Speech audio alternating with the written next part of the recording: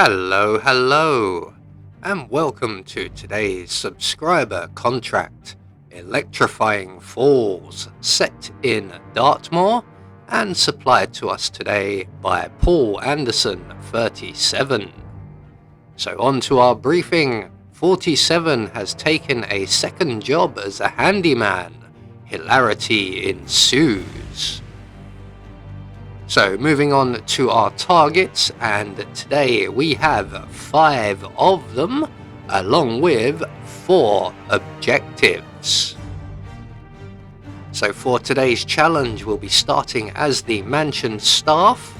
We're going to have a Seeker 1 stored up in the library, and we'll be bringing with us a remote micro taser, a proximity micro taser, and our silenced pistol. So right from the start and off the bat, we are going to retrieve our Seeker 1, overlook the balcony, and our first target is below us, Mr. Patrick Carlisle. And we are going to shoot him with the Seeker 1, and he will get sick and he will go to the library bathroom. We are going to get there just ahead of him, trying to avoid Mr. Fernsby. We're going to drop our proximity taser over by the sink, and when Mr. Carlisle joins us, we are going to render him unconscious. We're going to drag him over to the sink, trying not to electrify ourselves along the way. There we go. Actually, let's get him a little closer. We're then going to overflow the sink, and that will attract the attention of one of the guards outside. But before he can get here, Mr. Patrick Carlisle will have a rather unpleasant time on the bathroom rug. So one target taken care of. We now need to vacate the area as quickly as possible before the guard arrives. And we're going to make our way over towards the kitchens and through the changing rooms, and we're just going to grab the rat poison from the washing machine here, and then we're going to wait in the corridor for about 6 minutes after we have deposited the rat poison at the breakfast table here. And in about 6 minutes, or 4 minutes now, the private investigator, Mr. Whitmer, will come along and he will sample that. While all this is happening, Mr. Carlisle is having his body removed, and the mess in the sink in the bathroom will have been cleaned up. So once Mr. Whitmer samples the food, he will get sick. He will go to the library bathroom, and he is also an electrocution elimination.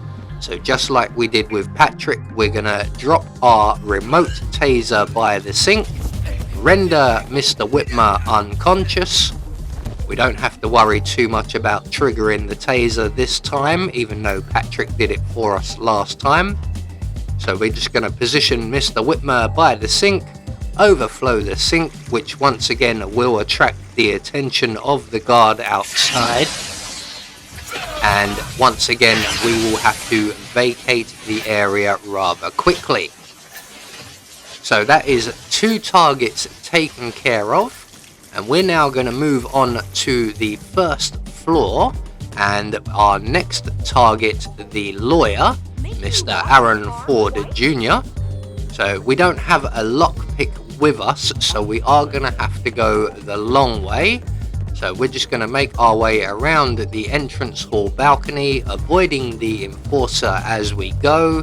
We're going to head round to our right out the window, and we're going to scoot along the ledge to what I believe is Rebecca's bedroom. And in here we will find a secret passage leading to the lawyer's little office area. Now unfortunately, as we make our way through the secret passage, Mrs. Carlisle has arrived in the area as well, so we are going to have to wait for her to leave along with her bodyguard. And Mr. Ford Jr. also has a guard with him, who unfortunately is about to move into the wrong position. He's currently in the right position, but he is now going to make his way deeper into the room here. So we are going to have to wait for him to return to the window. Luckily enough, he doesn't hang around for very long.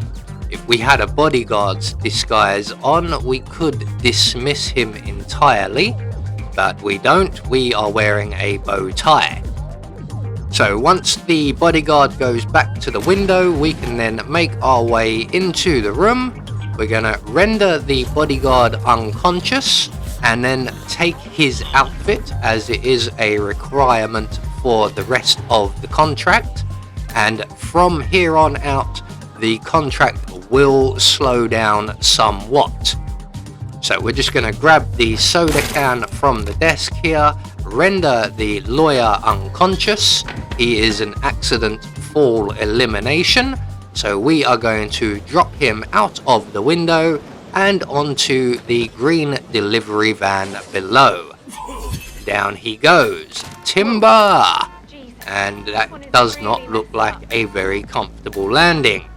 It also means that no one can retrieve the body. So, 3 targets taken care of, and as I said, things will slow down at this point, as we now need to make our way up to the 2nd floor, and we need to remove a few people, which is somewhat time consuming. So the 3 people in question that we need to remove are in Alexa Carlisle's study. So we're going to make our way straight in there, as Alexa Carlisle and her enforcer bodyguard are just leaving. And the 3 in question are the 2 guards at the end of the room and the one on the stairs, or at the bottom of the stairs. So once Alexa and her bodyguard have vacated and the 2 guards at the far end of the room have gone back out onto the balcony, we are going to very quickly render the bodyguard at the stairs unconscious, retrieve his gun and hide him in the crate under the stairs.